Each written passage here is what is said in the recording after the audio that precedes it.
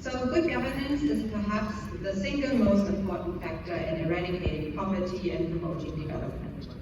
This is a quote of Kofi Annan, the former General Secretary of the UN. And it underlines quite nicely what I'm going to talk about, namely how important good governance is for economic development.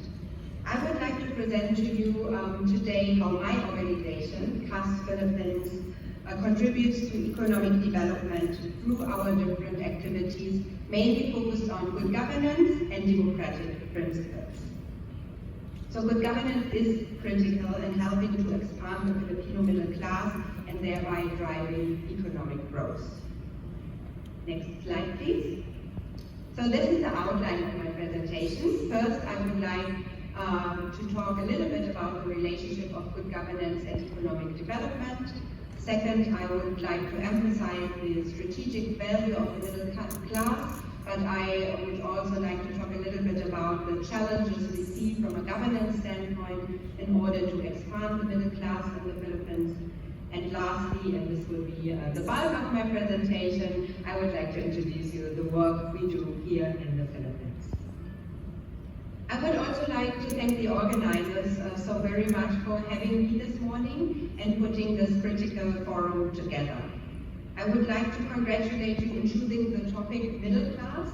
I come from a country, Germany, where the middle class is the majority of the population and where it's also like an important economic driver, we call it Mittelstand in German.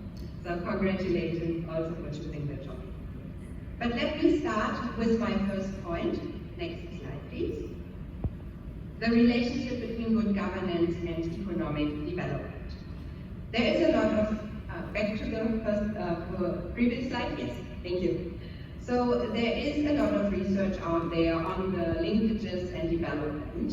And I don't want to go into too much detail here, but the main finding is that these two go hand in hand.